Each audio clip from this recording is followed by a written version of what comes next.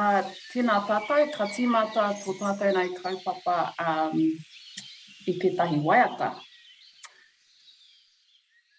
Haere mai, ke te wānanga pai, kai tiaki, tai aho. Haere mai, ka puti me te kai, whakarongo, ki te kōrero. Kia ora I te iwi, nau mai, piki mai ki tēnei wānanga pai, e pāna ki tō tātou nei tai ao, ko te tino kaupapa o te wānanga, ko te Whanaungatanga. Nō reira, me mihi kātika kia koutou, e hono mai ki te kaupapa, kia koutou ngā pai kōrero. A very warm welcome to everybody tuning in today to our New Zealand Land Care Trust webinar. The kaupapa, the focus of our panel discussion today is Whanaungatanga, all things relating to relationships, building meaningful catchment partnerships. So we hope that you'll found somewhere warm and comfortable to sit, a cup of tea or beverage of your choice to join in for the next few hours and listen to our absolute stellar lineup of kai kōrero speakers today. If you are able to, can you please let us know where you're tuning in from, introduce yourself in the chat box. We're quite keen to see who's tuning in to have a listen. We also like to acknowledge those that are gathering in groups in person as a rōpū group, tuning in from the Waikato there in Ōhaupo, kia ora rā, and also up there in Whitianga. Kia ora ki a koutou. Ko tireni rā te mā tōku ingoa, he uri tēnei mō Ngāti Hauora, Ngāti Uenuku Kōpako. My name's Tireni and I'm going to be one of the co-hosts today to guide us through our kaupapa.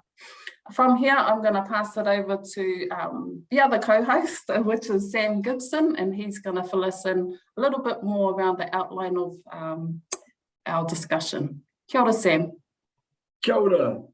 I'm Sam Gibson. I'm the NZ Land Care Trust Tairawhiti Catchment Coordinator. We have brought this kaupapa to you today for the reason that we're seeing some incredible tangata whenua-led catchment groups doing some amazing work around the country. And we think that that's great to highlight these groups, their success stories, and see what they're doing so that others can take that knowledge and replicate them around the country. Also, we're seeing a lot of catchment groups that are really wanting to engage with tangata whenua, really wanting to build those engagements into a partnership, into meaningful relationships. And sometimes that process can be a little bit scary for our farmers and catchment groups. So we're really wanting to make this an informal space, a space where people can hear new perspectives, where they can gain the tools they need to confidently go and do positive catchment group work with tangata whenua in the tangata whenua space. So today we've got 4 speakers. One of them is just going to join us in a moment, and they're going to introduce themselves. They're going to have a bit of a kōrero about their projects, and then we're going to get into some nitty-gritty about tools we can use to do this work really positively. If you've got questions, we're going to be monitoring the chat box, and so if you've got a particular question, you can ask it in the chat box. If you've got a particular question for a particular person, make sure that if you want Joe to answer it, you say, Joe, this is my question. Same with Shannon, same with any of our panelists. So I'll be monitoring that as we go forward, but that's what we're going to be doing. Thank you. Tireni, are you going to open us up with karakia? Ko karakia tātou. So we're going to kick off with our Whanaungatanga.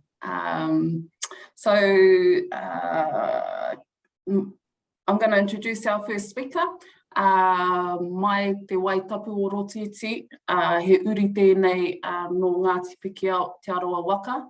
Nau mai, tauti mai e te tūngangi, te tuakana ki te kaupapa ko Arapita Tahana. Kia ora Arapita.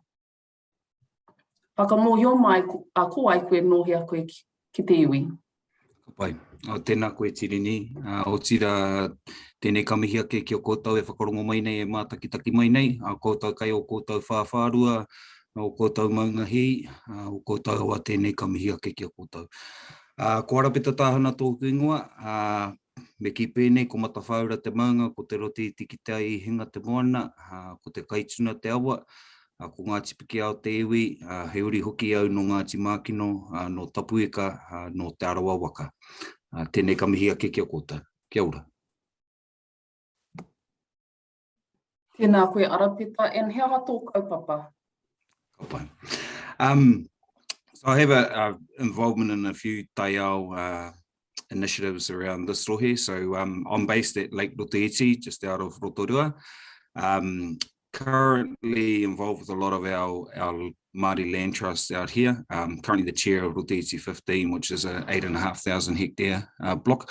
And within that block, we have 2,500 hectares that's in native, is set aside as conservation whenua. So some of our mahis in there in terms of pest management. Well, actually, the real kaupapa for us is around biodiversity and ensuring that our taonga rākau continue to thrive, and we understand the connection between our rākau and the manu and the whenua and the people. So that's part of our focus, or my focus. But like Dean, also been involved with Bay of Plenty Regional Council, so was a councillor in the Māori ward or Kure, between 2013 and 2019. So in that role, had quite a lot to do with various catchment groups, and in particular, te maru o kaituna, so the mahi that's happening in terms of looking after our awa te kaituna. So that's briefly some of the mahi that I do. Whānau, ka pai. Tēnā koe, ka piua te rākau ki a koe Shannon. He uri ia no tainui waka, ko pūniu tana pōna wai, nau mai piki mai Shannon ki te kaupapa. Tēnā koutou te iwi, tāhuri taku teituro ki te nehe nui, ka whakapiti atu ki mōkau kohunui, ko ka huere te maunga, ko mōkau te awa, napi te marae, ko pare kāhu ki te tupuna pare, ko pare te kawa te hapu. Ka huri whakararo taku teituro ki te hiwa parongia maunga, ka whakapiti ki ka kupu, ka anga mai ki te hiwi o te kāinga, ko te kawa tērā, ko te awa o pare kōreno, e rere atu rā ki roto o pūniu. Ko te awa o pūni, awa kaukau, ngā wa hui ngā waka, awa mihi ngā tangata. Ko manga tōtō te marae, te aro hāui ho te pare kōrero o ngā tupuna, ko pare te kawa te hapu. I ki ai te kōrero, mōkau ki runga, tāmaki ki raro, pare waikato, pare haura, te kaukau o pātere, manga tōtō ki mai nui. Shena tuhi a tēnei te mihi atu kia koutou, no mōkau ki runga, o manga tōtō ki wainganui, no ngāti mani a ahau. Kia ora whānau, we've got a iwi or a marae-based catchment group called Pūniu River Care. We led this initiative back when I was a rangatahi. That was a cool space to operate in. And very early on, we realized the importance of collaborating with all stakeholders that had an interest in the pūniu. We couldn't do this by ourselves. We needed farmers to open up the gates. We needed to work with other organizations because we had no resources. And we needed to work on a vision.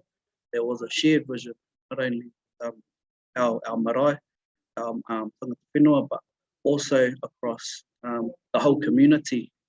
Because I believe that at the end of the day, we all want the same thing. We're just speaking different languages.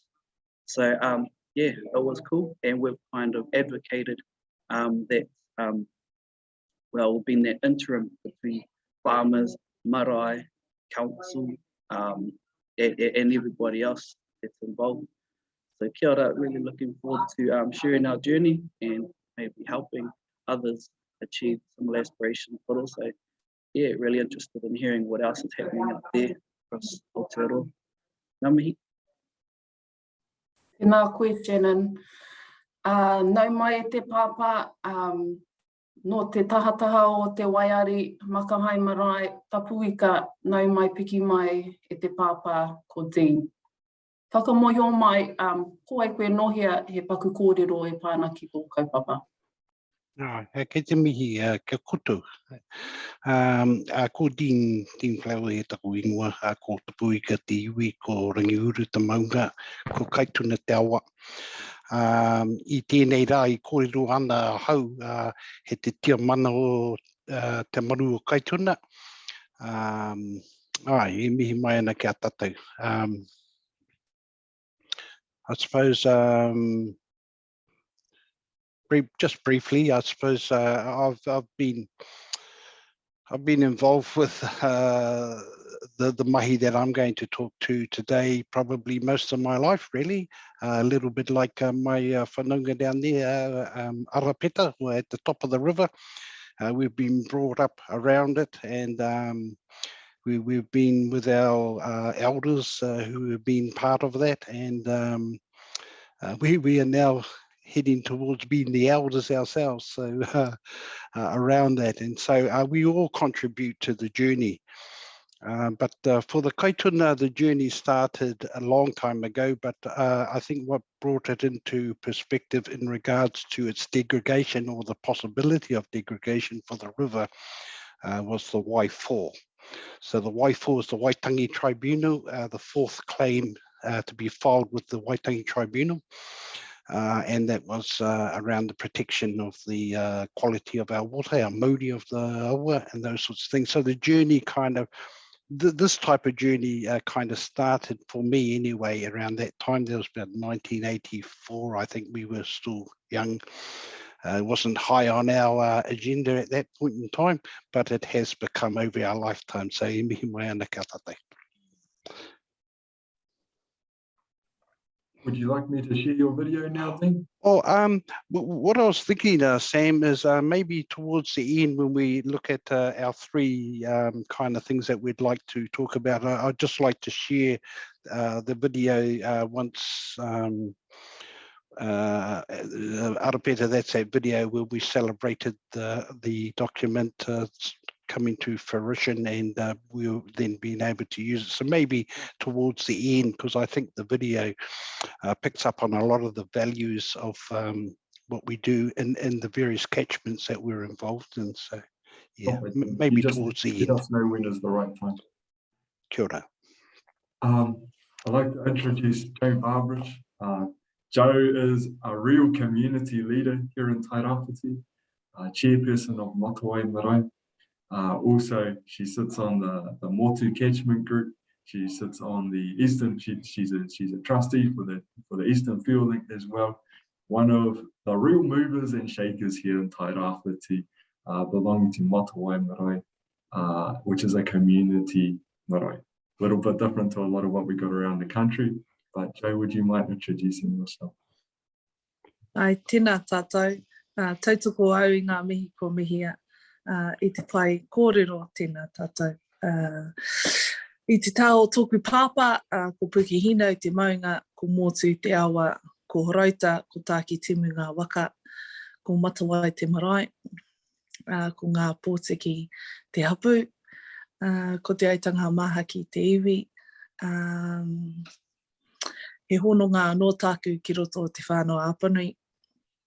Ngai te rangi tauranga moana, Ngāti Hako hauraki. Ai he ringa āwhina hau mo te marae o Matawai. Ai, kia ora, my name's Joe Barbridge. As Sam mentioned, some of my roles, chairperson of Matawai Marae, trustee on Te Aitanga Mahaki Trust Board, Motu Catchment Advisory Board, and Eastern Field Link. The kaupapa that I'll be talking about is our Māori-led project alongside Eastern Field Link, which is really a group made of hunters, fishermen, tangata whenua, essentially passionate people who care about our environment. our area is the Upper Waiweka, from Hine Tapuarau, Koranga through to Wairata. The project is about pests and predator control and involves a combination of Mātauranga Māori and Western science approaches to bringing field numbers up from near localised extinction.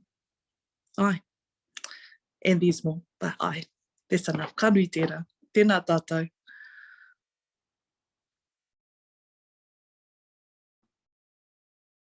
Amazing.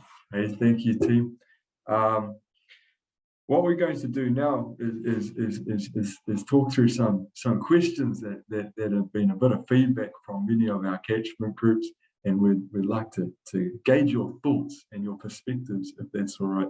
Just letting people know these aren't the perspectives of tangata whenua or any hapu or iwi in particular. These are the perspectives of individuals. So that sometimes just needs to be said. Shannon, you talked a little bit about how the rugby club is one of the tools you've used to get engagement, to get meaningful relationships established between different hapu, different whānau, and also with farmers. So we'd like to open up the question around, hey, you know, when catchment groups are starting, when we're starting out on the journey, what are some of the tools we can use to get really good engagement from the start? Many people use kaputi, many of people use some people use the rugby club. So Shannon, can you give us a little bit of an insight into that journey around the rugby club and how that helped you form really meaningful relationships with your stakeholders? Well, yeah, I guess the rugby club is a community hub.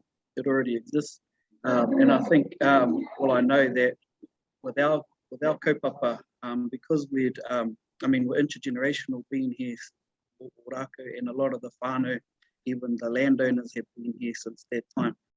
But we've all grown up, been to primary school together, been to kindergarten, you know, going through the grades, playing sports.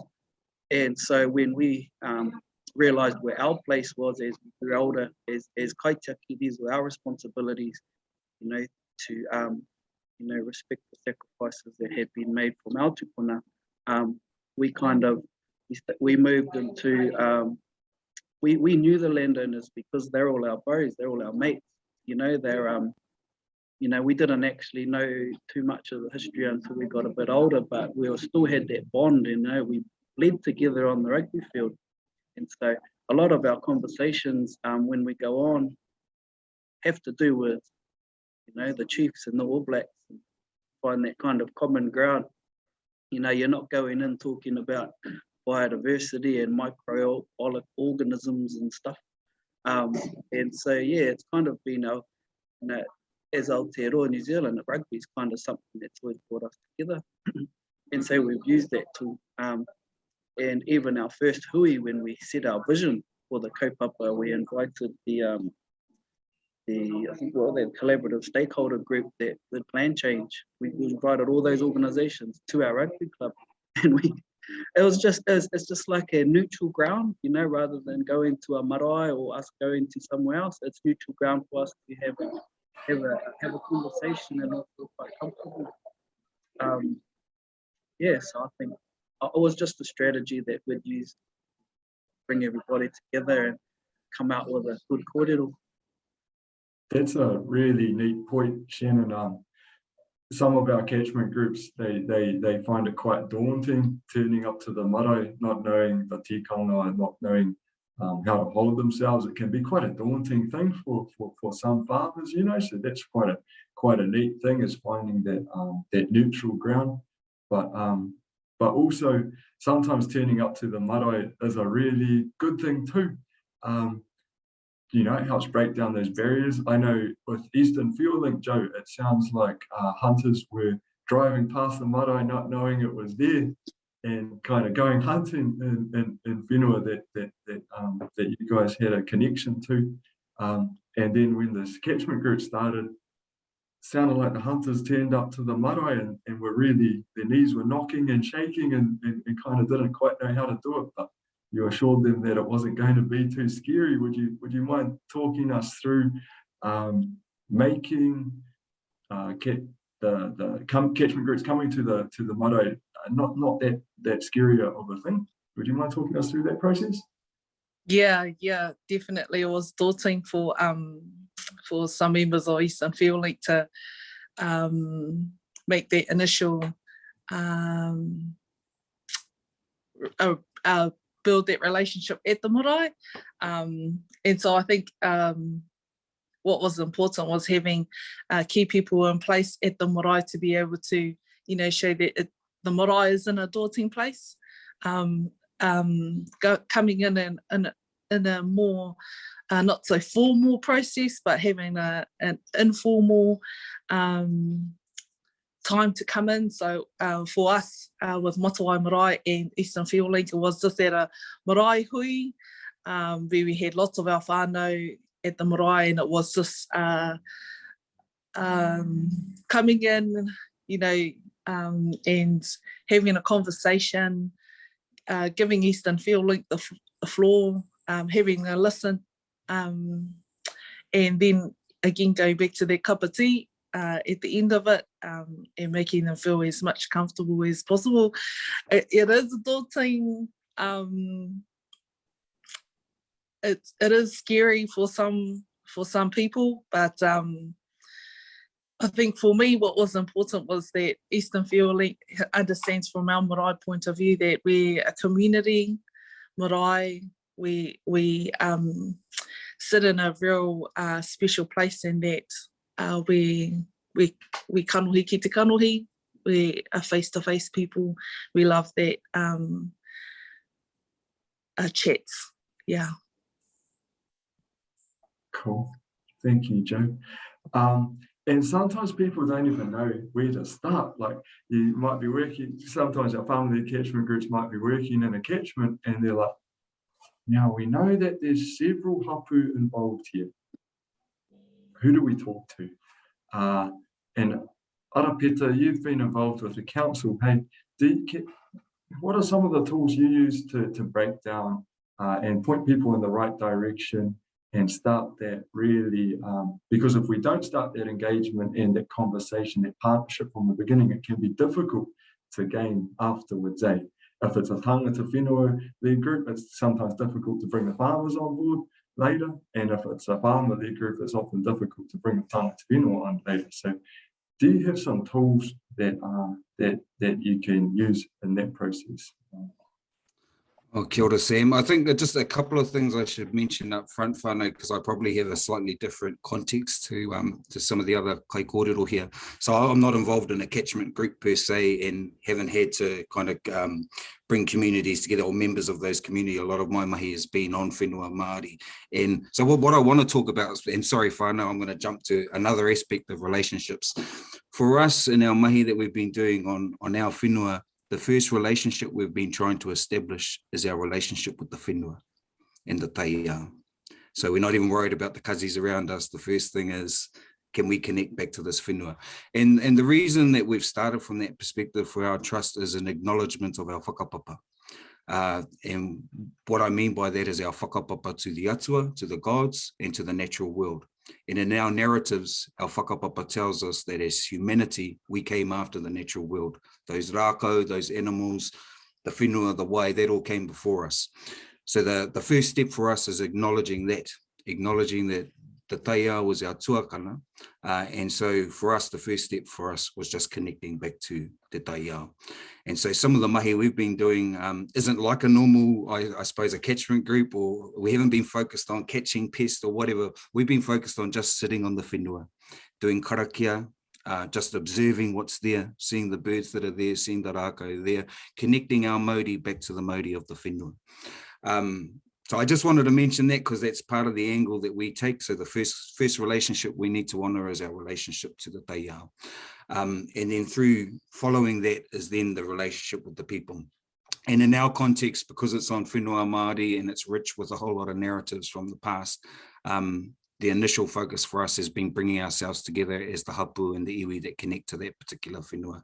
So on the block that I'm involved with, There's a number of hapu from our area that are involved in it, and there are maunga on this block that pertain to various hapu and iwi. So that's kind of been the focus in terms of relationships. We've started there with just reconnecting our hapu and iwi back to these maunga and to this whenua. But over time, we've then reached out to bring in others to support us. So this is where I suppose it's similar to the mahi that others on this kōrero are doing. So as an example, we partnered with, well, actually, no, we formed a friendship. I won't say partnership because I think it's overused partnership. And I was at a hui recently where someone made the point about, actually, I'm not after partnerships, I'm after friendships. And I think I just like the tone of that because, you know, really a lot of this connecting with each other is about aroha. Aroha for each other and aroha for the kaupapa that's important to us. And it really doesn't matter what colour you are, where your whakapapa comes from and so forth. If you have aroha for our environment and you have aroha for people, then no mai hara mai, come and do the mahi with us. So in our case, one of the things that we've done is made a friendship with the local botanical society. Because we've lost our mōhiotanga on all the various rākau plants that are in there. You know, we know some of the common ones, but we didn't realise there's a whole lot of other things in between. There's a whole lot of harore, all sorts of different things. So that's an example of us starting to bring others in that share the same aroha for the environment. And so from a relationship perspective for us, we're not looking for a particular group. We're looking for the Māori of aroha. If we can feel aroha amongst people and they like this kaupapa, then we're willing to share and work together. So those are some initial whakaaro from me. Kia ora. Absolute legend. Thank you for sharing your thoughts on that, arapita. I'm just aware too that, like, while many of us are familiar with these terms, some of our groups won't be. So mōhiotanga? A knowing, understanding, yeah. Thank you. And if they come up in the chat, I'll just keep asking those questions for us to unpack those terms so everyone can have a bit of an understanding, if that's all good. Following on from that, Dean, like, we had a bit of a chat yesterday, and you spoke about the way that you view your awa and how sometimes that can be different to other groups of our community, and maybe having that shared understanding that Arapita was talking about, how we might talk about things differently, but there's some commonalities. I think Shannon was talking about that too. Would you be able to unpack some of your thoughts around that? Yeah, absolutely. I suppose if I go back to that beginning that I mentioned, the Y4. So through Tapuika settlement, we took that and that's now part of that settlement. So it's kind of that legal kind of journey as well. And so when we got to a point, I think the key thing, I think, for the kaitona, because the catchment's large, there's a lot of people who work within the catchment already and have been working within the catchment for a long time.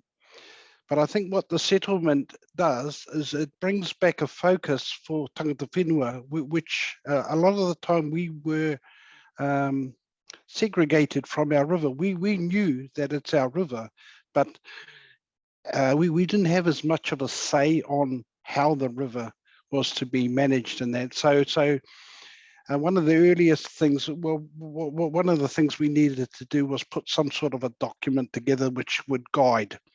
And we had an attempt at that, and I think it got criticised. And what I want to say, it got really heavily kind of criticised by our own people, in a sense, which made us go back to the starting point and made us think about what is it that we're trying to achieve. And I was fortunate enough to have Arapita in that lead team, and so we sat with a. We sat, I suppose the conversation we had is not so much about what we want as humans, but what does the river need to survive? And as soon as we made that difference in our approach, we were able to then put a document together that which is a kind of a governance document for the river, but the entire catchment. And so it's those overarching views and values that drive what happens in the Kaituna catchment area. So there's that one, but I just want to also pick up on the point that I suppose Arapeta has also made around whakapapa. We have strong whakapapa in Te Arawa, especially on our river from our lakes to Makatu, in the sense that Makatu ki Tongariro is a different way of looking at it, but it's the entire waka of Te Arawa, and Makatu being the front and Tongariro being the taurapa. So it marks out that entire area. With the Kaituna, it's a particular catchment, but then it connects to another catchment, which is the lakes catchment. And it's important that water has the same story. And so I suppose when you're looking at it from that perspective, it is around respecting the land that we're in. But the role of Te Maru or Kaituna is to ensure that all the groups who are working in there are talking to each other and communicating. So that in the past, there's been some massive work done by different groups, but it's always kind of been in silo or in different patches. And so I suppose, to me, the work for Te Maru is to kind of join those all together and work collectively. Yeah. Yeah, Joyce, while we're on that then, what are some of the key tools that Te Maru o Kaituna has used to be able to build those internal relationships and then out wider to those different groups that are working across the Kaituna? Yes, so it's kind of, I mean, we pretty much know who is working in the group these days. And I think probably from creating the document, we needed to then move to kind of an action plan, which we've created. And one of those action plans is around, it's Pātaka Kai, but it needs to be driven by iwi. And so that's one of those things that we're doing at the moment, is we're developing that, and in relationship to what's happening up in the lakes catchment as well. So kind of looking at how the two waterways work together in regards to that. So yeah, but well, one thing we don't do well with our achievements is celebrate them. And I suppose when we had our document signed, and that it was a time to bring community groups together and actually celebrate what it is that we've done and what we're hoping to do. So this might be a good time just to show the video, Sam. So this is an example of, I suppose, bringing people together that have a common goal and a common purpose around the catchment. So.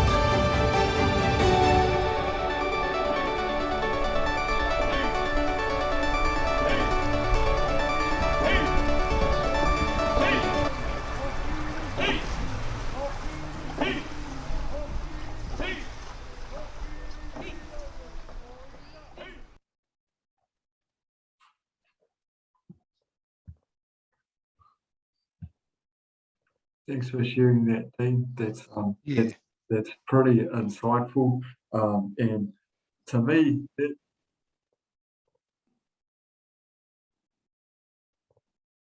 hang on. Sorry, team. My video continued on to playing another video.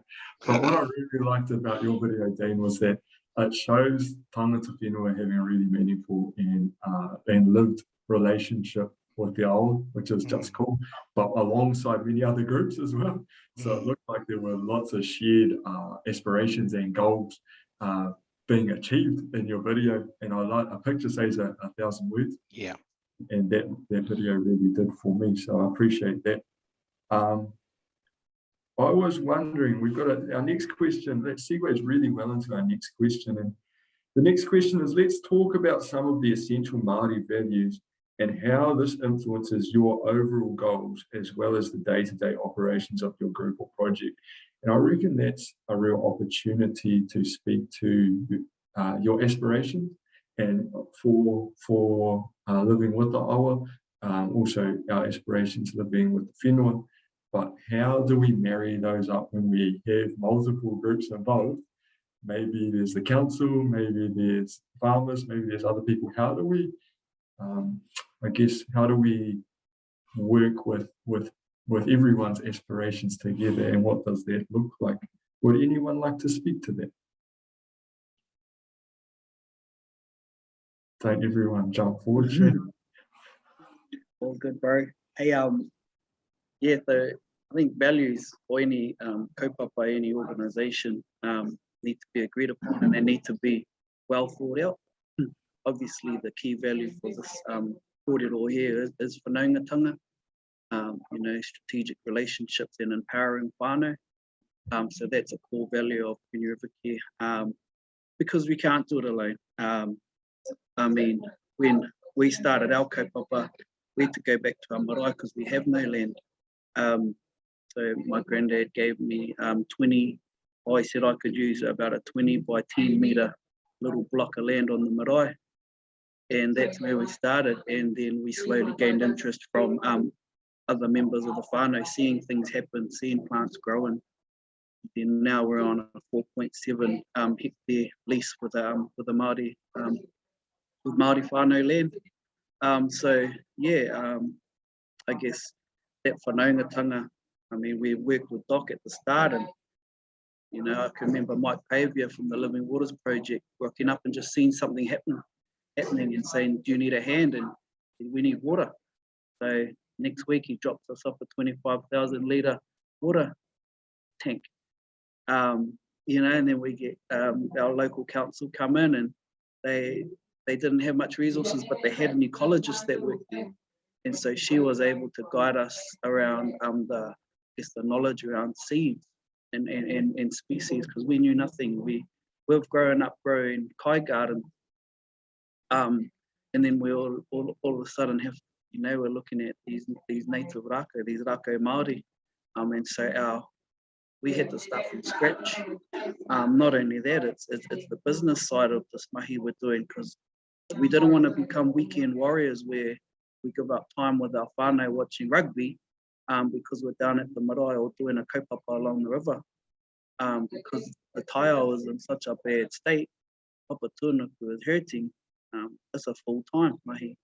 Even full-time mahi, we're struggling to make, make good ground. And so we needed it to be a kind of a paying mahi for our people. And that's entrepreneurship. That's a whole lot. That's a whole kettle of fish. But without Whanaungatanga, without working with organisations who had similar goals, that had capability and capacity, where it's a struggle. And I feel that's for our small kaupapa out there in the health, in the hauora, all our our people are doing rongoa now that it really works, but there's just no support, in terms of trying to make it so we can access those services. But yeah, we're quite lucky. I mean, there's what I found is that because at that iwi level, and like Matua Dean said, putting together these documents and working in that policy space, they really open up doors and opportunities for our people on the ground, but it's really hard to access those unless you've worked in that space. And I worked trust board for a couple of years, and so I had an understanding of what was happening and the opportunities available. And so I took the approach, you can't do with your own, your own's kind of the hardest to work with. So, and like the bro said, you've got to create that connection with your awa, yourself and your marae, and for myself, I needed to do that. Although growing up on the marae and mowing the lawns all the time when you were a kid, never knew what happened around the front. Granddad didn't let us go around the front and learn the stuff that was happening. As my reo was struggling a bit, but I know how to put down a good hangi and go to all the places and get kai. So I had to do a lot of learning. It was daunting for me and everything. But yeah, the help we've received from other catchment groups like Whangaroa, Harbour Care, done some amazing work in Raglan, and then there was Mighty River Power at that point, and then the Waikato River Authority, the regional council, just everybody that's like, we need some action on the ground, and it was pretty cool that it was marae-led. Did I answer your question? Maybe. You did, but you gave us more insight too, so we appreciate that, Shannon. That's gold. I'm really interested too, Arapeta. You spoke about spending time in the whenua, observational, what some people would call observational data, what other people would call building the tauranga, and that's a really cool thing. So I'm really keen on your insights too, particularly around spending time. And I know that when you move slow, it's really easy to move slow and do things consciously and in a way that retains your value system. So would you like to give us any insights around that, if that's possible? Yeah, I'll try to, and this is really from a personal perspective, because I've been on a bit of a personal journey in terms of my own well-being, and the ngahere has played an important part in that and our way. So I spent a lot of time just walking through the ngahere and trying to clear my head of my own thoughts. So I think this is part of our kaupapa. We've had so much information pushed on us. We live in a very busy world. There's a whole lot of opinions out there. There's government policies and blah, blah, blah, blah, blah. So for me, it was about letting go of all of that and just really trying to connect back to what I believe is the truth. And the truth is this natural world that we live in. And so for me, it's been huge in terms of settling my own Māori, so the life force within me. And I think for us, this is the importance of that reconnection, is acknowledging that there's an energy inside you, there's an energy within this natural world, there's lots of different energies. And part of what we're trying to do is reconnect those energies. And this isn't something that we've just made up today, that, this is what we have to do. This actually goes back to narratives in our kōrero from thousands of years ago. For us in Taurua, when our waka landed here, the tohunga on our waka ngā toiroirangi brought with them a number of whatu Māori. So these are stones that have the life force from Hawaii imbued into them. And the purpose of bringing those whatu Māori, or one of the practices that ngā toiroirangi did, was in certain areas around our rohe, he took these whatu Māori and he bound them with a kohatu that was from here, from this whenua. So we brought these whatu Māori over from Hawaii, then he would find a kohatu from the whenua here, he'd bind them together, he'd do karakia over them and bury them in the whenua. The purpose of doing that was to bind our Māori with the Māori of this whenua. So we're bringing our Māori, our life force and our energy from where we had come from Hawaii, and then binding it with this whenua. So the way we're approaching things is trying to re-establish that Māori connection, because over time we've had so many layers of different information and different narratives about our relationship with the land. And look, I'll be frank, colonization has ruined a lot of those relationships, and we understand that. And so we're just trying to get back to that relationship. So get rid of all of these whakaaro that have been put onto us, go back to some of the practices that our tupuna did, and make that original connection of Māori again. And our belief is that through that connection of Māori, then the answers start to come in terms of what you need to do with your whenua. So we haven't jumped into, we've got the answers for you whenua, here's our plan and here's our 10-year goals and da-da-da-da-da. We haven't started from that perspective, but we've done this in the past and it never went anywhere. So we've tried to go back to traditional ways of doing things. So connect the Māori first, just connect, and then let things emerge from that. And likewise, this isn't just a connection between us and the whenua, it's also connecting our Māori amongst ourselves too. Because over time, we've forgotten some of the narratives that bound us together. We get a bit too divisional around, this is my particular piece of the whenua and it belongs to this hapu. And, you know, you fellas don't come over here and help us, we'll take care of our own space. But we know from our whakapapa, when you understand it properly, we're all married in together like this anyway. It's just silly for us to say, this is my space, this is your space. And actually, the kaupapa is too big and too important for us to keep butting heads amongst ourselves. There's something else I want to mention around values, and particularly in terms of this modern world that we live in. I think one of the challenges for all of us is some of the pervasive values of economics and because for me, a lot of the issues that we have in the environment are driven from the economic world. Our desire or our greed to create more money and, you know, this whole use more of these natural resources to create wealth, financial wealth. For me, that's causing a lot of the problems, and it's quite pervasive to the way it flows through into the mahi. E.g., if you look at kind of our strategies around pests and how our government has determined what a pest is, a lot of it is it's an economic decision. This thing is a pest because it impacts my farm. I can't grow enough grass. So if it impacts an economic motive, then it's a pest and then they'll do something about it.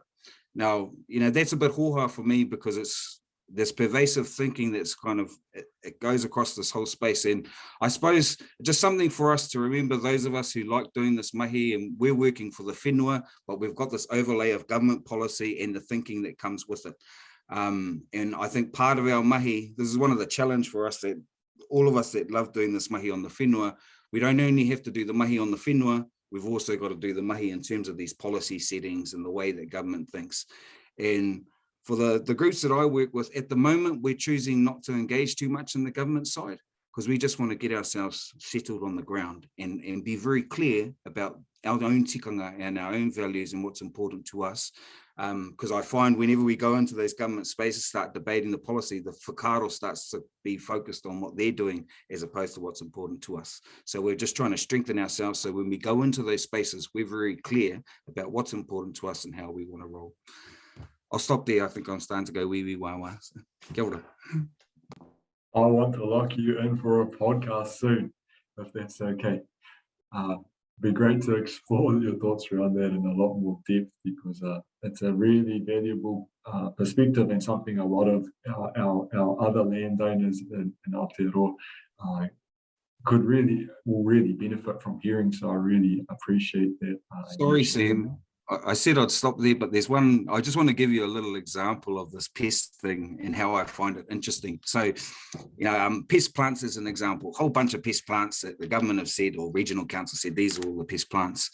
I've been observing where these pest plants turn up and trying to link it back to some of our own narratives. A lot of these pest plants, whenever you disturb the ground, you know, you cut a bunch of trees down or you move your soil around, they tend to pop up in those places. And when I link that back to some of our kōrero around rongoa and the plants and our rongoa plants, a lot of our rongoa plants do the same thing. Their role is to heal papa tuanuku when she's been disturbed. And so I find it really interesting that because it's not from Aotearoa, we've called it a pest because it's turning up in these places, but I actually think it's probably trying to do the same thing as our rongoa plants. It's trying to heal papa. It's really interesting, when you just change these ways of seeing what's happening. Because a lot of the thinking that we use has come from an economic motive. We've just said that's a pest. But for me, when I observe it through my tupuna's eyes, I don't see it that way. So just wanted to add that in there.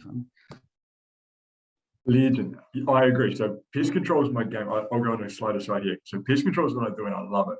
And so when we think of, I can't use the word pest, right? Because I prefer to use the word predator or invasive species as far as weeds, you know, because if we think about a weka is a pest when it's in our marakai, in our vegetable garden, but it's also a really valuable intrinsic species, a taonga species, but it's also a really valuable kai-source. And the distinction between each of those things is really human judgment. And when we think about kiore, they were brought here as a pet and as a food source, but they're also a predator. So pest is a really strange term. So thank you for talking about that. That's one of my favorite discussions, and we've got to get a podcast. But moving on, Joe, we spoke yesterday around about aspirations from perhaps personal aspirations and motto aspirations when it comes to working with farmers and catchment groups around soft boundaries and access to awa and things like that, and how the basis of good relationships can actually re-establish some of that access. Would you mind giving us a bit of a yarn around your value system around working with non-tangata whenua catchment groups, and kind of how those aspirations could be put into practice? Kia ora hamiora. The discussion there, it's my own personal whakaaro thoughts is it was just about, for me, and when I think about myself, I think about all my whānau is you know, you mentioned these soft boundaries, but it's some of the things around my ability to be able to access my waterways, and sometimes I've been in meetings where they say it's about having relationships with the farmers, but a lot of it also is about some of those farmers knowing that is a uri of this awa, because I belong to the awa, I don't own the awa, that I have a connection, a spiritual, a physical connection to my awa. And going further more about within our whakapapa of our iwi with the awa motu, it comes all the way back to our migration here to Aotearoa with our horota, waka kōrero, all those narratives. So growing up, we just used to having one spot where was the swimming spot, or you know, the area where uncle, or another area where it would be a mahinga kai source. But as I get older and I understand, learning through some of the groups that I'm a part of, it's interesting hearing the conversation about some people who say, oh, it's about having the relationship, and that, you know, we don't want certain areas along the awa to be like other areas where they're like seen as a tourist area. But I'm thinking from my point of view, if I want to have that right, so I'm going to build those relationships with you, because I understand that you're doing your work, and within this environmental taiao space, it's important, and I'm doing that work too. So I have a right, because I belong to the awa, I belong to the whenua, and so making that change is important for future generations. You know, it's a great space being in the marae space, because lots of different groups come to you, so you get to go and be on that whenua that, you know, for me, sometimes I haven't been on that area at all, and we know the narrative kōrero, or the kōrero tuku iho, but because there's there's that loss of being able to go onto that whenua or be on that part of the awa. It's like about what Arapita was saying, it's about reconnecting, reclaiming, and actually having that mātauranga brought back within ourselves. 100%, and it's about establishing those trust relationships too, to allow that to happen, those rugby club connections where everyone knows each other well enough, and those catchment group connections where everyone knows each other well enough for that thing to just flow away. That's really awesome. And thank you for sharing your aspirations, Joe. It's something we can all do a lot better at in Aotearoa. We've got 2 questions from the chat box. Okay, first question, what is a rongoa plant?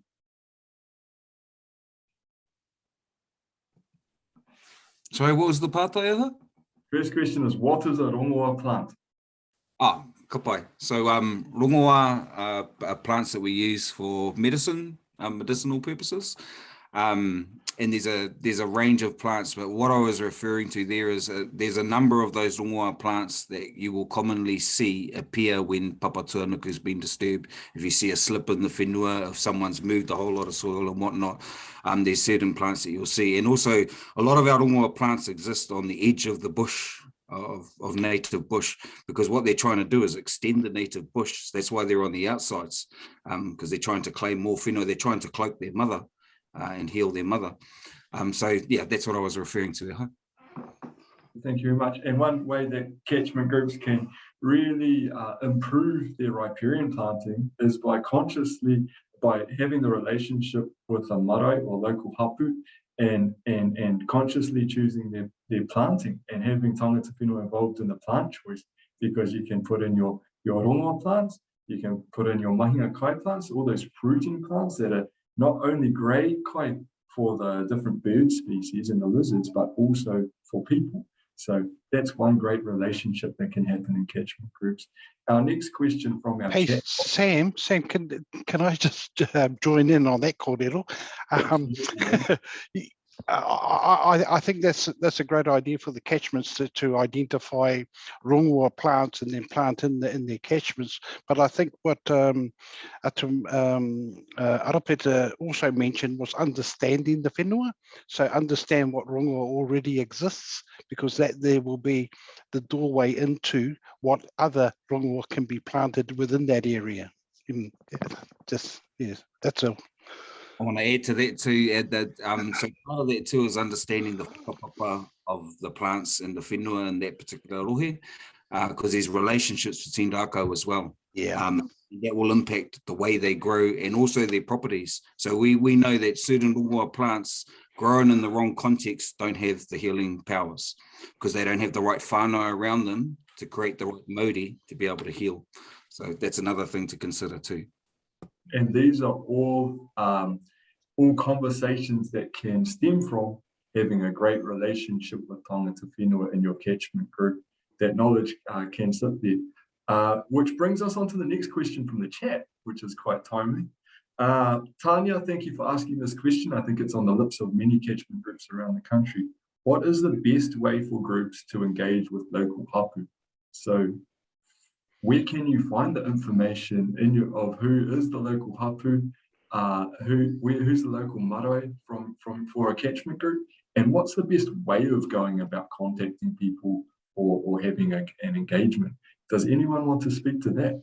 I'll start. I suppose a lot of, well, our experience in the Bay of Plenty is the regional council have a very good database on where marae and tangata whenua, hapu, contact details, etc. So say your regional council could be possibly a way. Likewise, your local councils, they should all have information in regards to where marae or tangata whenua or hapu groups are, because it's their job to know that, so they're always engaging. So that would be an immediate one. Also, just I think just kind of finding out, because usually there's a marae which is closest to wherever your catchment is. And sometimes it's just simply just going to the marae at some point and just asking if you can come in and maybe join a monthly meeting of the marae or the marae committee hui, those sorts of things, or even just asking around in town. Someone will know how to contact a marae and those sorts of things. But just on that whole thing of relationships, I mean, I've always used the idea of hono tangata, hono whenua, hono ki te ao. So if you join or you acknowledge people and then you acknowledge the land, then you pretty much have a ticket in. And those values like Shannon mentioned around whakawhanaungatanga, creating that connectedness. Kotahitanga is another one, which is the concept of being together and working together, especially with groups that have common goals. Tangata whenua have common goals with everybody, especially around the whenua and catchments, rivers, etc. I mean, that's why we, when we introduce ourselves, you know, we introduce our maunga, and then we'll introduce our awa, and we introduce our connection to the whenua, or the hono is connection to the whenua, and then that there is our identity. We hardly ever say, "Oh, Dean's my name." I identify myself as my tribe first, and so that then that gives the listener the idea of where I am in the world, if you like. And so that's my starting point. So, and just the other value I would add to this kōrero is manaakitanga. And manaakitanga is to be able to show respect to others. And it's around generosity, caring for other people. So manaakitanga is an important value when forming relationships, that you acknowledge what the person that you're talking to or involved with in the conversation brings value. A lot of the time we tend to criticize rather than actually acknowledging the value that person brings to the conversation. So yeah,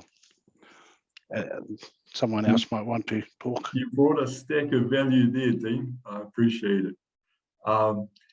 There's also, you know, sometimes there's a little bit of feedback around, oftentimes catchment groups invite tangata whenua or marae reps to their catchment group meetings, and oftentimes they don't turn up or they don't accept that invitation. There are a couple of reasons that I've been told about this personally. One is maybe people are really busy and maybe not resourced to attend every catchment group, and then maybe also it's inappropriate to treat tangata whenua like manuhiri and invite them as manuhiri into their own whenua, if you know what I mean. It just doesn't sit right. Would anyone care to, and one comment I had also, the Department of Conservation alongside the council has a bit of a database about who's who where. But would anyone care to speak a little bit about a positive way of engaging with tangata whenua in that space with catchment group? I'll just off the back of your kōrero there, just want to, I suppose, add a few words of caution, or just for people to be conscious when they're trying to connect with a particular marae hapu or whatever. So a few things whānau. One is most of our marae committees are voluntary, you know, and they're dealing with a number of kaupapa. You know, sometimes it's just we haven't got enough plates to feed the whānau. Sometimes it's the environmental stuff that you guys might be focused on. So just be conscious that they're busy, they're volunteers, and they're dealing with a whole lot of kaupapa. So that's one thing to bear in mind. I think the other is building trust takes time. You know, I've got this whakaaro around having 1,000 cup of teas before you actually talk about the kaupapa. So that's another thing with Māori too. Don't come in and just talk about your kaupapa. Make the connection first, just like what I said about the whenua. Just come and acknowledge and connect and listen for a while. Get to know who they are. Don't come in with your kaupapa and just try and bulldoze that kaupapa through, because that'll automatically kind of put us aside. We want to know that you want to connect first. You genuinely want to connect. You're not here with your own motive, and that's all you're about. And I think these are probably good universal values for us in any relationships. Don't go up to somebody and just shove your stuff down their throat. Get to know them and connect, and then, hey, who knows what can come from that.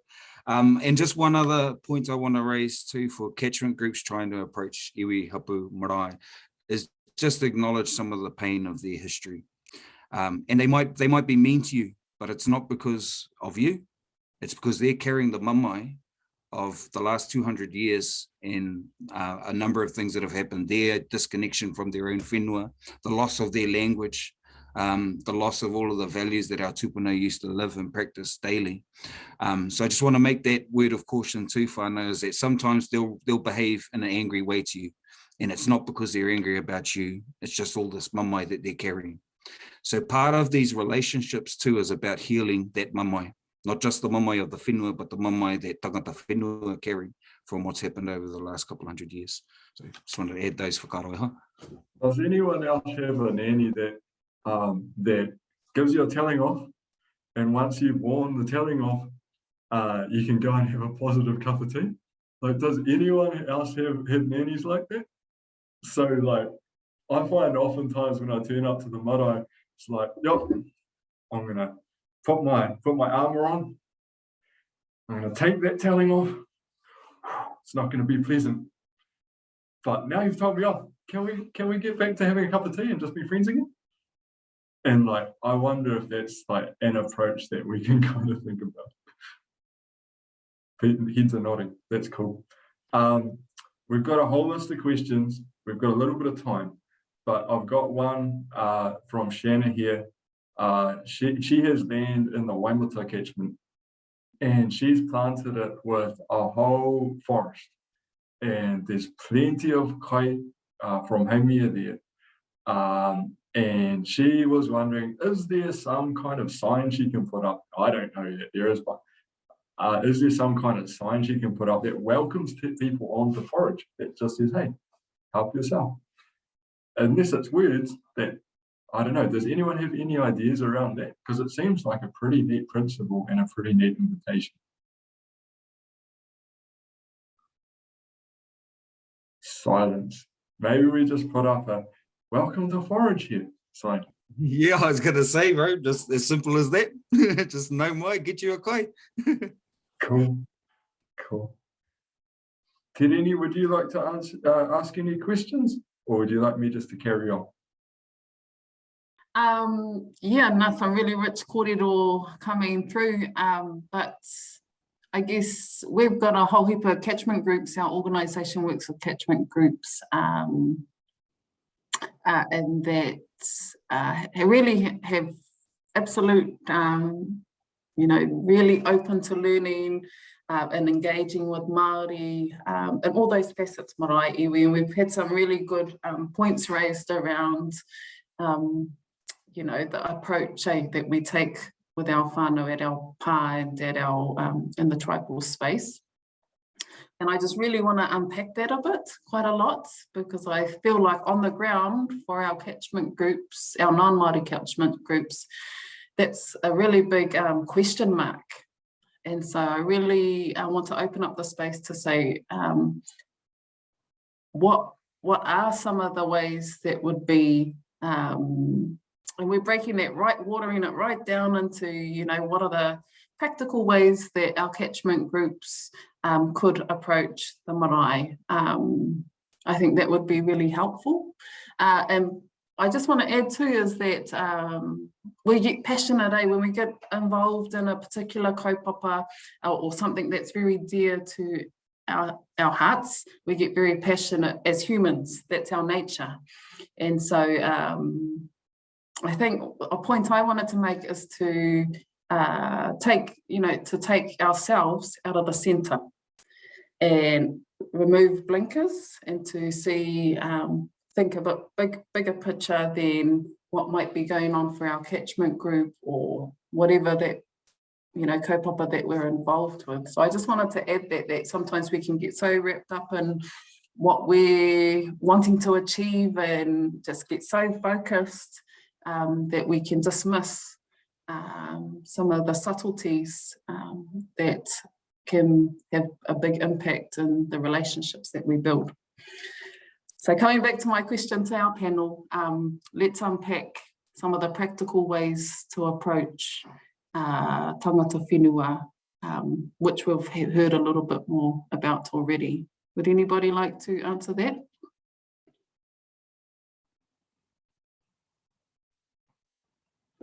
Kia ora. I think from a practical view, in terms of the stages of restoration, going away from forming the catchment group, but actually doing the mahi. I got frustrated with going to catchment group meetings because it was just hui upon hui and nothing would ever get done. And that might have been just specific to our catchment group that was trying to get started around here.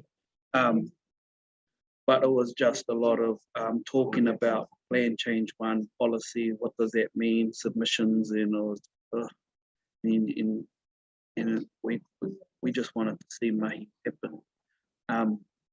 So when we go away from forming of the catchment group to actually when the catchment group have got boots on the ground, I think what the bro Sam said, just properly, just communicating the intent of what's going on. It would be good if the tangata whenua were able to be involved in setting the vision for how the group operates, but also, the seed selection process and what species grows in the area is very important. I think we're coming across fixing up a lot of issues that happened on our awa because the wrong species planted along there for stock, and it's caused huge raft of problems. And so these raka will be there for generations. So just having that ability for marae to understand it, because not everybody works in that space. And so just saying that this is kind of landscaping the whole whenua, and what do you want it to look like for future generations? And I think also taking into account or consideration Māori. So we're really keen to make sure that the Māori that we were replenishing our whenua with came from the area. So we'd only, when we go into the ngahere, we'll just collect species from our local ngahere, and we'll do karakia and stuff. So we weren't treating it like a plant or a seed, it just had its Māori. And where the Māori had been diminished because of the clearing and of the wetlands and of the awa, we were able to put Māori where it had survived, whether that be remnants or maunga, and bring it back, and then just watch Tuna take off, because all you need to do is give her a bit of a help and she just goes. While we're out there having issues or sitting in traffic, it just keeps going. And so I think that Te Ao Māori or that Te Ao Taiao worldview is very important to base your thinking around, and not just subject focused. And like Ray said, like you've just got to go in and listen and gain that understanding first and get that connection first before we start getting into other business. But seed selection and species selection on what's grown on the awa should be a shared, and don't go to ecologists. Well, I hope there's no ecologists in here, but man, terrible. No thinking around why they're putting things there. Most of these plant things are all just copy and pasted. No kōrero around why those things were put there. And I think if you've got that kōrero, you're putting that into your species list, then you're able to shows your appreciation for that kōrero. Shows that you're generally interested in having that shared understanding, that mātaranga. So that's what I'd say in a very practical sense. Can I ask a follow-up question on that? So we're talking about these incredible relationships where we're getting some knowledge around plant species wear, and I know that stuff takes time.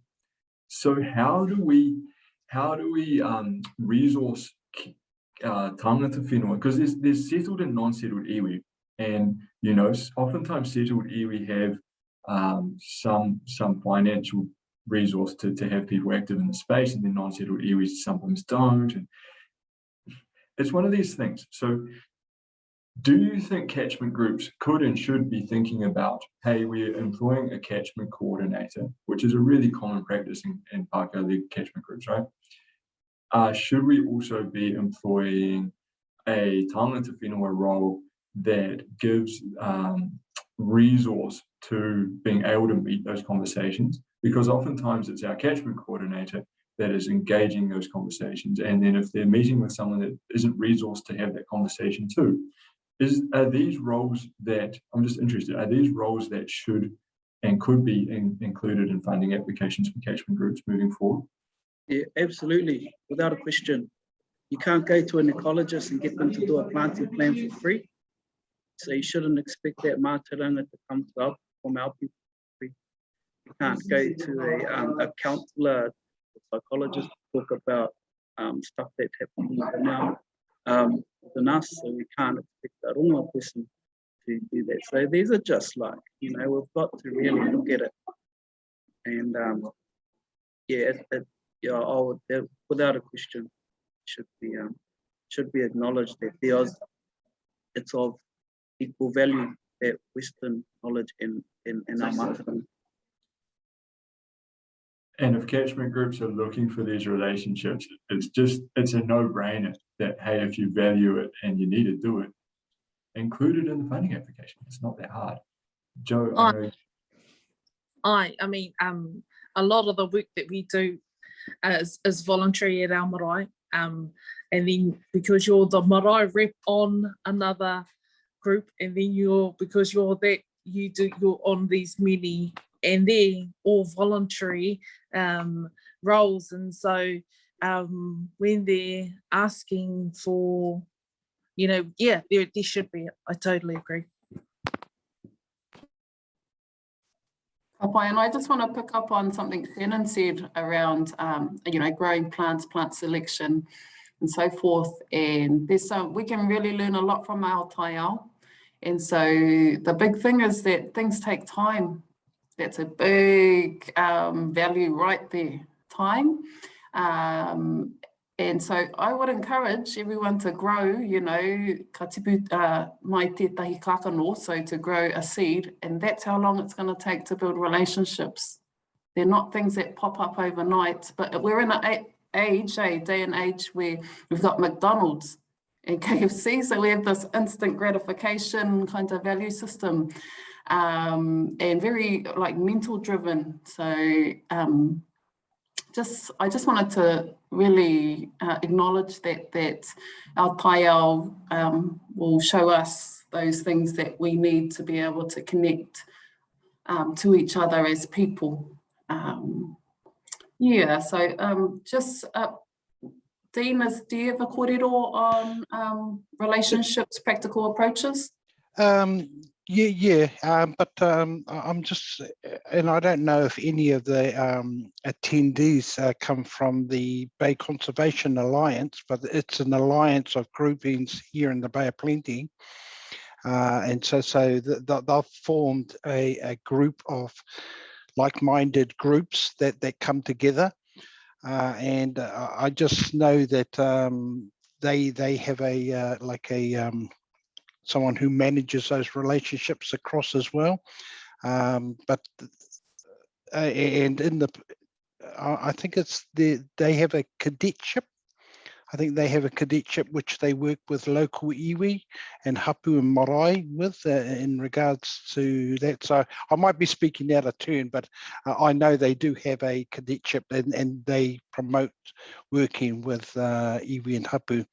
I think it goes back down to the basics that we've heard around forming relationships with tangata whenua and the cup of tea scenarios, those sorts of things.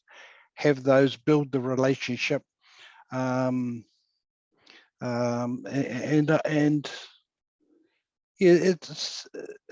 I suppose it's a hard thing when you're talking from outside of where we are, because I mean, my experience from the iwi perspective, looking out to other groups and trying to bring them in to our world. I mean, that's my experience. I've never kind of thought that you're on the outside looking in, you know. So it's a vice versa for me. I think, what could I say that could help? I think kia maia, be brave. Be brave. Find out who the marae is that's closest to where your interest is, and be brave. Approach them. Give them a ring. And as Sam says, if you get a grumpy old nanny, that's fine. Introduce who you are. And say, look, I'd love an opportunity to come and meet you and have a cup of tea. I've got a project or something that's going on, or maybe not that. Don't go straight to project, but just form a relationship, I think. And yeah, I think the best thing I can say is just be brave. Be brave. Pick the phone up, and marae aren't a scary place. Marae are very forgiving, if anything, and don't feel as awkward about them, about approaching tangata whenua, and you know, I mean, even if it's just a kōrero at the supermarket. Gosh, over here in Te Puke, we always meet in the supermarket, and the aisles are always packed up, and we're having our hui there while people are trying to do their shopping. So, I mean, even if it's in that simple scenario, I love what Shannon's talking about, the rugby club, because rugby clubs, any sporting club, is a great way to make those connections. Anyway, yeah, that's probably all I've got to say at this point. That's brilliant. And the Bay Conservation Alliance would like to let you know they're listening. So Michelle's there. She's listening to your kōrero, and that's cool. You can also ask on the phone too. Hey, I don't know how this goes. Hey Joe, how many times have I been to Joe? Joe, I want to turn up, but I don't really know how this goes. And then you can ask that on the phone and be like, hey, what do I actually need to do? You know, and then you can gain an expectation, because we know things are scary when we don't know what they are or what's expected of us. But you can ask, hey, what's expected of me? And that's a real easy way of finding things out. Yeah. We have, Arapeta, do you want to speak to that? To Terini's original question? Yeah, just one thing I'd add to it, Whānau, when you were talking about resources and, you know, catchment groups considering, you know, putting some of that resource towards tangata whenua and them supporting their mahi. I think one of the things just to be conscious of, for catchment groups to be conscious of, is the whole resource space and what may or may not be landing with hapu anyway. Because that can be a point of contention too, is that this is our whenua, we want to look after it, but all these other groups have captured the resources to do the mahi. So just be conscious of that. That might be a bit of a bridge you need to build with them, and just to make the point that you want to do this kaupapa too, that you want to work with them. So because I think catchment groups in some contexts will be a lot better organized than our local marae might be or our hapu might be. I'm just being honest, it's not always the case, but you can bring some value. And I think Bay Conservation Alliance is a good example. So the trust I'm chair of, where we've joined Bay Conservation Alliance because we see some of the value that they bring, some of the capability and capacity that we just don't have yet at the moment. And a good example is all the health and safety requirements we require, all of those rules and so forth, policy when we're out in the field. We didn't have that, you know, ready to go, whereas they can just give us the whole folder and hey, just use this to follow the process. So I think what I'm saying here, Whānau, is one, be conscious that hapu might feel a bit angry that they're not getting any resources. Two, think about how you can add value for hapu anyway. Because there'll be some skills that you have that will be useful for them. But again, don't go in there selling your stuff straight away. Have some cup of teas first before you tell them how you can help. Good boy. And Arapeta, does that kind of look like, hey, catchment groups applied for this funding and maybe the hapu or iwi missed out. And so would it have been perhaps better for the catchment group to, when they were creating their funding application or before they created the funding application, to have had the relationship and say, hey, Arapita, how should our funding application look? What are our shared aspirations in this space? And then it kind of alleviates that thing. So totally agree. Well, that's the best approach, is to have that kōrero beforehand and do a joint kind of application, or just be really clear of what, having that kōrero with the hapu first, because you might find yourself in a position down the track where actually they were trying to get some resources as well, and you competed with them and you've ended up with the money, and that creates a bit of a tension point. So really, I think the key point here is about those relationships. To do that stuff early on and do it for the sake of the relationship, not the outcome. Just form the friendship first. Whenua. And that segues really nicely. We've got 2 questions from the chat. First question is, here's a catchment. Oftentimes we don't think of catchments as geological catchments. I don't know, I've used the wrong word. Anyhow, moving on, people know what we're talking about. Sometimes in this one area, there might be multiple iwi or multiple hapu. It can be not as simple as kind of finding the one person to talk to. Sometimes the one person is also the one person and the other one person and the other one person. Is there any tips to navigating that space? I think that's probably the exact descriptor of what Te Maru is in regards to multiple interests from hapu iwi, landowners, within the area. And I just want to talk a little bit about funding, because we were talking about that as a bit of a heads up as well. So one of the projects within Te Maru, the kaituna, is the Pātaka Kai, which I briefly mentioned in the beginning. Pātaka Kai is an iwi hapu marae driven program. Well, that's what we're trying to create. So it's sponsored by Te Maru Kaituna, and we're developing that now, and we have a lead on that, and we're getting we're approaching the various iwi and hapu around getting involved with the project. And one of the things that we realized was making funding, which we made funding to a central government agency, and we got the funding approved. However, and we've got funding from other groups, interest groups. However, it's been difficult to actually access the funding. So we've got a team that works on and creating a project, and the project that we're doing around the Pātaka Kai is basically the fisheries from the top of the river through to Maketu. So it includes pipi, cockle, etc.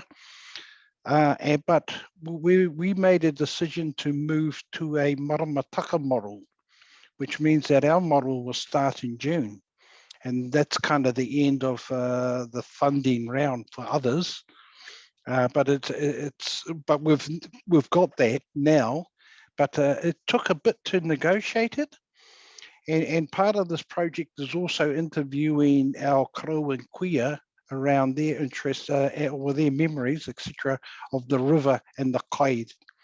And in these agreements that we make, there's slight things where it says, well, the information that is gained from that interview will be part of something else.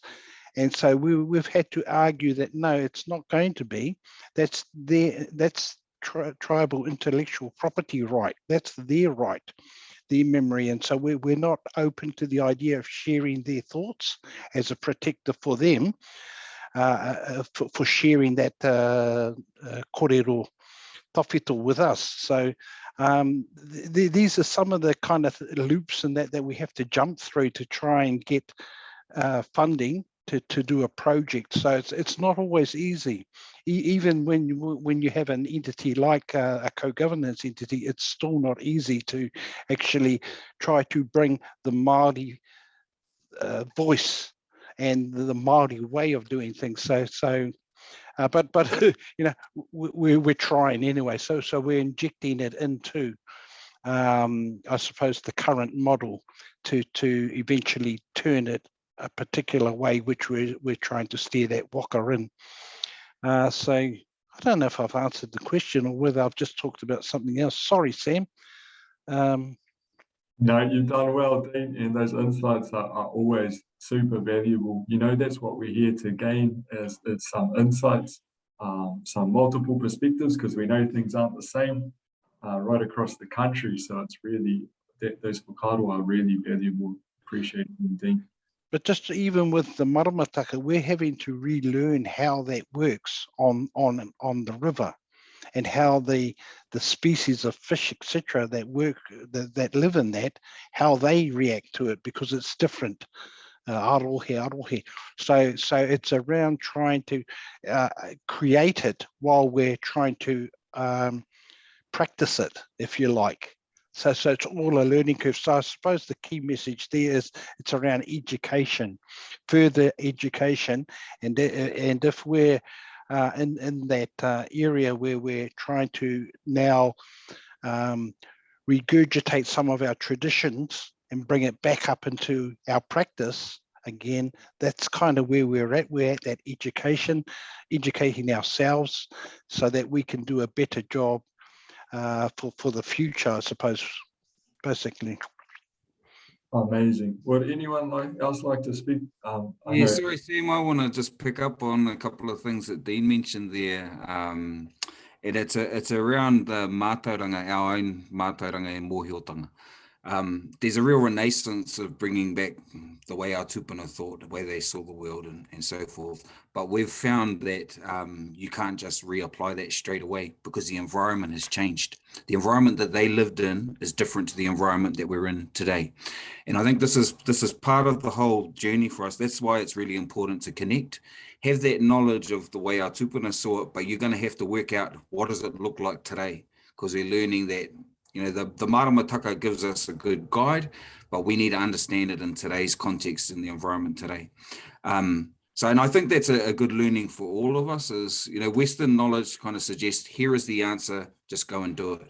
Whereas mātauranga is actually live it and the answer will come. So you've got to be there connecting with it and then the answers come. There's not a book that you can open and it says this is what you got to do. But the more you connect with that Māori, the answers just come. You see them or they come out of nowhere. You know, we have a lot of really interesting experiences where knowledge comes to us that we didn't get out of a book. We just sat in the bush and then all of a sudden the idea came. Oh, okay, let's try this. So yeah. And everyone can do that too, you know. You know, this isn't just something that's just for Māori, you know, like, you know, everyone can do that to some degree. We know farmers speak about things when they've gone and sat on a hill and thought deeply about something or not thought at all. And sometimes they've gone, oh, this is what I need to do for my farming practice. You know, similar concept. That way of thinking is for everyone, you know. Sam, I just want to, we're on a bit of a time limit today, and I'm just going to open up the floor through the chat to our attendees, those tuning in today for questions, pātai. So if you're out there tuning in, you've got a question, please, over the next wee bit for the next 10 or so minutes, put your question through and we can put it to our panel. We have one question here from Tanya. She's experiencing in her or here that many sheep and beef farms are being brought up for forestry. And she is wondering if there is a way, or have any of you worked in a catchment where there is an increase in forestry, and how a catchment group and tangata whenua can influence the planting practice of forestry? That's the question. Does anyone have experience in that space?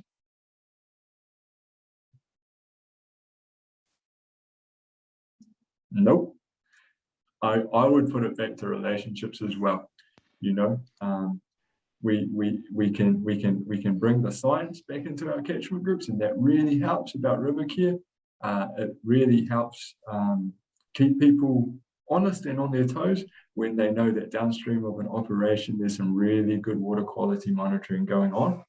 And also, if you can build the relationship with the forestry company strong enough, it's a way that you can go and have a cup of tea, and that cup of tea you can communicate your aspirations and the risks that you see for particular areas. So it comes back to those same concepts that we're perhaps speaking about, is making sure that you've got your own monitoring in place, and so that they're aware that you've got the visibility too. And it just means that that relationship can be honest. Cool. Tirini, do you have any other pātai? Yeah, the final question to our kai kōrero is, what are your thoughts on sustaining community action over the long term?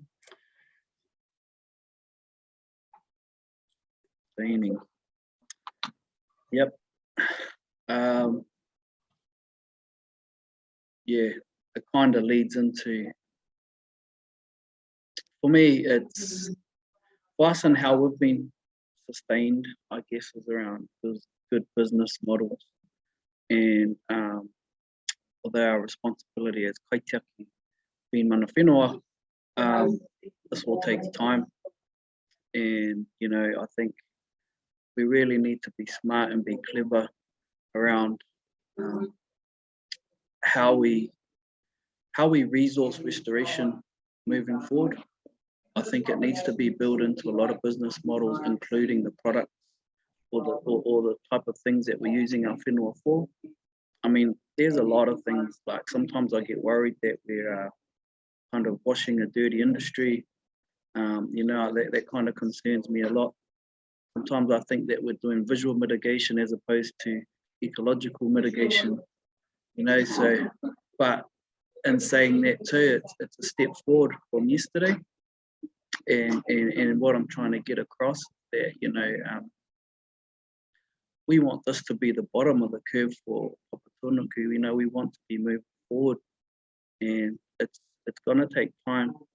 And the conversations that we need that communities to come together to determine what best for all of, you know, our awa and our places. We can't sit back and wait for Wellington to determine how we move forward. And so, although, you know, we must put out, like we must put out about 500,000 trees a year, very small in terms of what needs to be done, but it does create the relationships with people that have they're able to make the decisions on our whenua. We look at the landscape through our pūrākau and through our cultural lens. And so we more or less see our farmers as kind of just there in the short term. But, you know, we're thinking very long term in terms of the whenua and for, I guess, for humanity.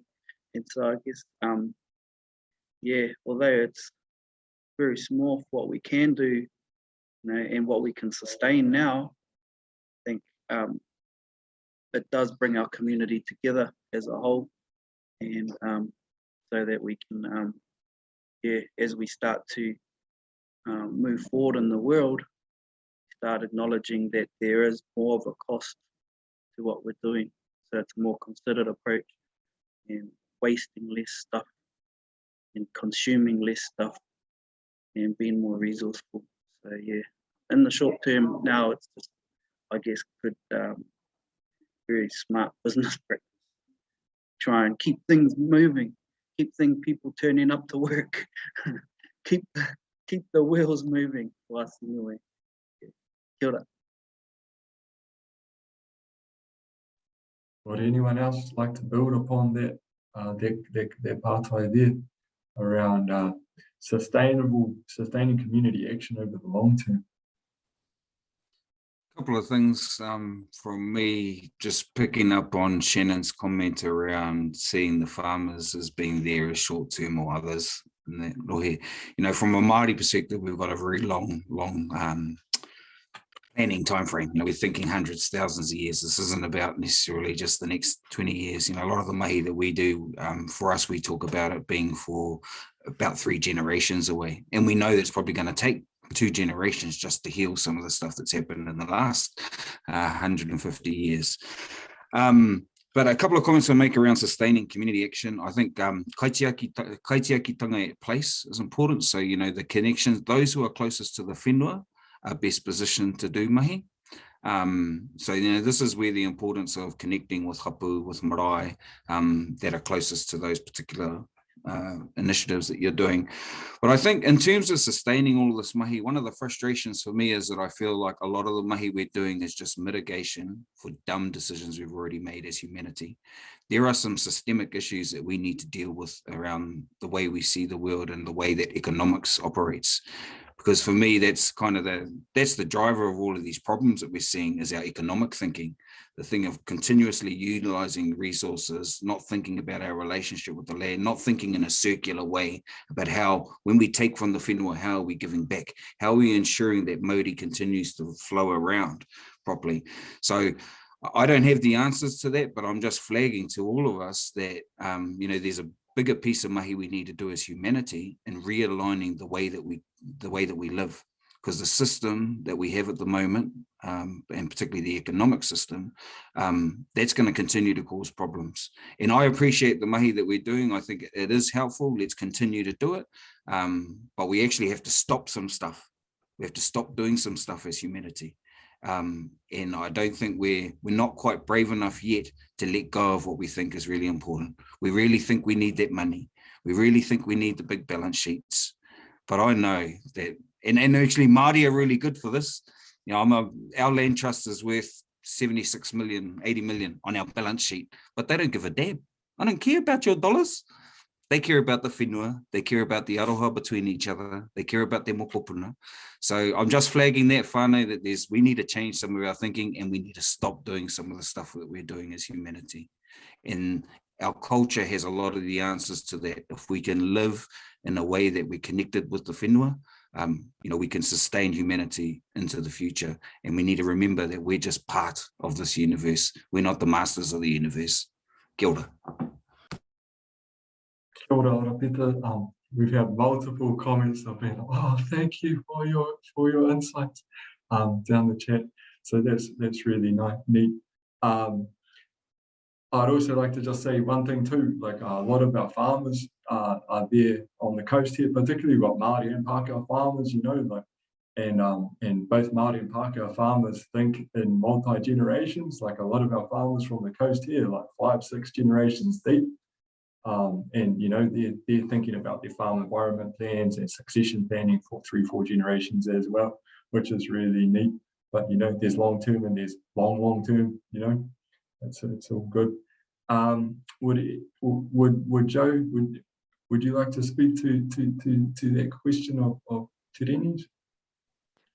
Yeah, I just when hearing that question, I think I'm always I'm thinking about one of the kōrero that one of our pau tikanga and now one of our papa say at one of the huis, what is your hapu, or what is your marai's contribution to the iwi, what is your hapu's contribution to your iwi? And so it's always making me think about what is my contribution, therefore what is my whānau's contribution, what is my marae contribution, what is my hapu? And I won't be thinking of myself solely, but I know that I can make an impact, so can everyone else. And so when you're thinking about sustainability, it's that kind of mindset that you have to be thinking about. I think if I help another catchment group in their area, it's not only helping them in action and helping or in that on that governance role or, you know, trustee role, it's also about acknowledging the whakapapa of the whenua, the whakapapa of the awa within those areas, whether it be, you know, out at Waiaweka or at Waimata or all of the areas within Tairāwhiti. Yeah, koina tāku, thank you. Amazing, Joe. There's a reason I've saved you for last. You know, it'd be really nice to round us out with some wisdom. You've been dropping some wisdom on us all morning. After Dean, we're going to wrap the question time up because I see our clock running down, and my boss is there getting a little bit stressed about that. But Dean, would you mind sharing some insights around long-term and sustainability of your company? Insights into sustainability. Well, the first insight I have, I hate that word, sustainability, because it means, and it's what Arapet is talking about. Sustainability is, there's three things in the sustainability. It's the environment, it's the economy, and it's the social aspects. And so you have to make a decision that includes all three of those. And what happens is the economy always drives sustainability. So sustainability, that's why I don't like that word sustainability, meaning it means that we have to make compromise in the other two to have the one that drives through. So I like everyone here, I think what we need to do is reset the compass and look at what is important to the future for our tamariki, our mukapuna who are to follow. And it's a lifetime journey. I mean, Arapeta and I, and probably everyone here has been on a lifetime journey. And we will continue to do that. And so that commitment that's required is a biggie. But just on the farm stuff, I mean, within our plan, the name of our plan is Te Tinia Tuna, which is the mini eels. And that is the goal where we want the kaituna to come back to when it's laden with eels. Because when it's laden with eels, then the Māori of the river has come right. And so that's the goal, but it's not for us to do that. It's for us to ensure that the river can survive and come back. So, I mean, that's all I really have to say in regards to that, apart from, in the plan, we have a farm, in the Te Tinia Tuna, we have farm environment plans. So for those farms that are up on the waterways, and it's the specialised plans rather than just having riparian zones running up and down waterways, it means that tangata whenua can then go into that site because we're disconnected usually from those areas and identify pā wahi tapu that are within that area and then mark them or record them and then also educate the landowner that they are in existence on those land blocks. So yeah, e mihi mai ana kia tātou. Incredibly important, and our landowners just love it when they have that knowledge of the whenua that they're looking after as well. Hey? Well, that brings us to the end of our discussion, team, and I just really like to thank each of you for bringing those perspectives and those insights to a national platform. It's been, I've learned a lot. I'm sure we've all learned a lot from each other, and I'm sure that our attendees have learned a lot. So thank you very much. Not only have we received some really valuable insights, there's some cool tips and things that we've learned as well around taking our time, about lots of cup of teas, about putting on that thick skin, that armor to receive our telling off and then move forward with a positive relationship, about going to the council, going to Department of Conservation to find out who we need to be talking to, and then taking the time to develop a relationship before we start talking business. We've learned about value systems, about how many of them are shared, and some of them are a little bit different, but that's not too scary either, you know. We've all got different value systems, and it's about working together to look after our taiao. So thank you very much for attending this workshop today. It's been pretty neat. I've enjoyed it, and if you're registered as an attendee, we will send you out a recording of this. So all those note papers of notes, you may or may not need them. We'll send you a recording. It's also going to go up on YouTube. But yeah, thank you very much for coming. Te Reni, would you like to add anything to that? Ai, me mihi ka tika ki ngā kai kōrero, te pai kōrero, te kaupapa.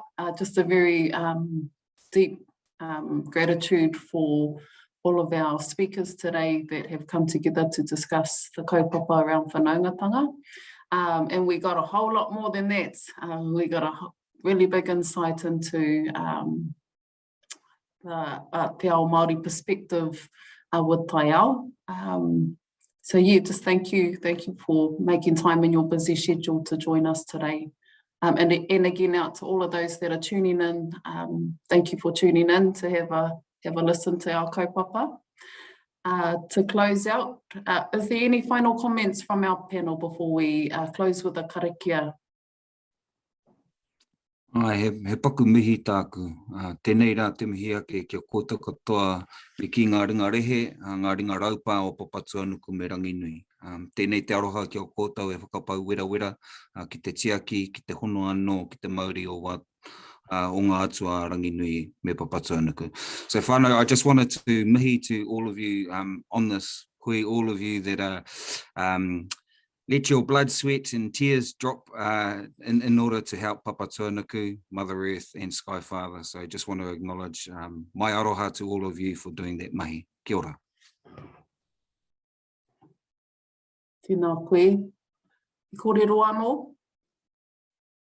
Kia ora te whānau. I just wanted to acknowledge everybody that are in catchment groups and giving up their time to do something good for our tai ao. I know how much effort that is, and a lot of late nights, and it's a big mahi. So I just wanted to say a big mahi, and also to share kōrero around as individual. We have individual responsibilities for the lands that we kind of manage. You know, where the decisions that we make, whether it be on farm or within our households. You know, they all impact the tai ao, but you know, individually we're a drop, but together we're an ocean, and we can create big change if we all take that kāro and work together. Kia ora. E mihi mai ana kia tātou, kei te tautoko te kōrero o te rānei. Kia kaha, kia maia, kia manawa nui. Be strong, be staunch, be brave, and continue. E mihi mai. It's been lovely being with you all. Kia ora rā tātou.